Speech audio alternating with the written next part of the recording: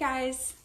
So today I wanted to talk to you about talking to parents, to moms, when your children blame you for their mistakes, and 4 tips along with that. So for those of you that are new here, my name is Sally Harris, and I help desperate moms with defiant adult children. I help these moms create a plan using techniques and strategies that I personally have used.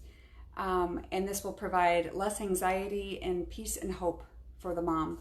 So at the bottom of the video today, I'll post a link to my discovery call, which is a free 30-minute call to kind of dive in and discuss what's going on with your child and how it's affecting your life.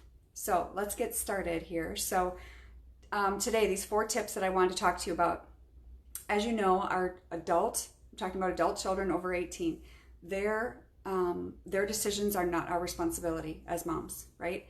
Although we take it on, it doesn't mean that you don't love them. It doesn't mean that you don't care. So I don't ever want you to think that we're being heartless in this, but at the same time, you have to take care of yourself.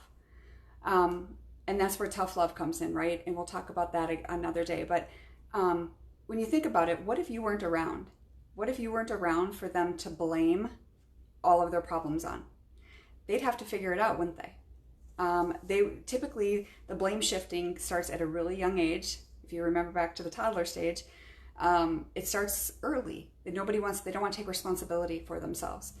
So it's a really good skill that we probably need to get a little bit better at it teaching our kids. But blame shifting is huge, and actually the definition of that is it is a tactic to push fault on another person.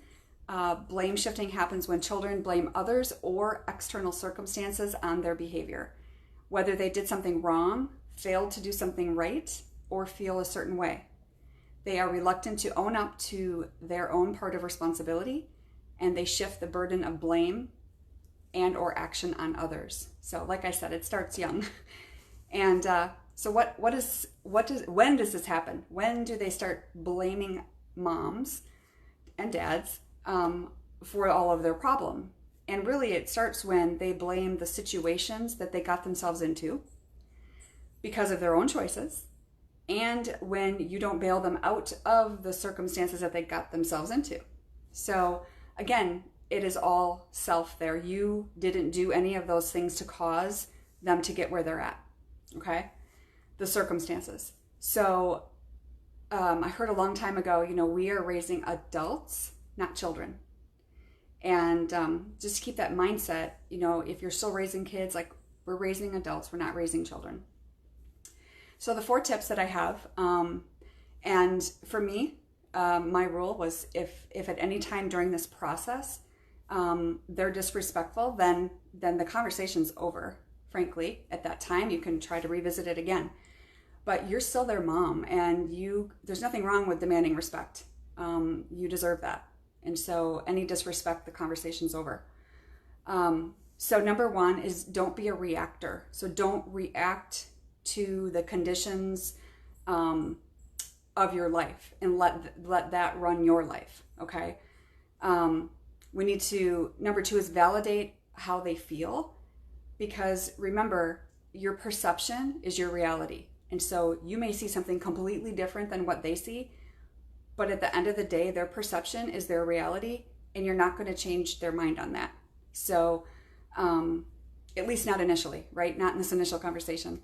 Number 3 is you can only control who you are in any relationship. And we talk about that all the time. Doesn't matter what relationship, you have no control. I know we think we have all this perceived control over our children, but we really don't. We have influence, but we don't have the control that we think we have. And then the last one is treating them the same way that you would a friend. When I was going through this with my daughter, I used to think that in my mind, I would pretend that she was my best friend's daughter. Someone that I loved and cared about, but I didn't have the emotional attachment to. And it made it much easier to be able to have a conversation. It's definitely a learned thing, but something to keep in mind, because it really helps you to be able to kind of separate it a little bit and take a little bit of the emotion out, It's still someone that you care for. And as you know, our children are not exactly acting like themselves anyway, when all of this stuff is going on, at least not the child that we once knew. So to pretend that they are your, envision that they're your best friend's child, that's okay. If that helps you kind of calm your emotions a little bit, there's nothing wrong with that. So at the end of the day, what happens to us as children is not our fault. A lot of our kids have been through a lot of things. There's been a lot of trauma. There's been abuse. There's been a lot of things that they've gone through. Some you may know and some you may not. And that's not their fault. It's not your fault. It's not their fault. But as an adult, it's their responsibility to get the help that they need, right? To be able to process that. And it takes a lot of work, but they can do it. I've done a lot of processing for myself and my family. But at the end of the day, that is really their responsibility to reach out and get the help that they need to fix whatever it is that, the trauma that they are feeling. Because a lot of this, we all know that drug abuse, all of these things have a root. And the root is not they woke up one day and decided they wanted to be an addict. That's not it at all. So, getting to the root, and, I hope that everyone can. I know everyone doesn't, but it takes a lot of work, and you have to be willing to put in the work to get there. So anyway, I hope you have a good evening, and I'll talk to you soon. Thanks.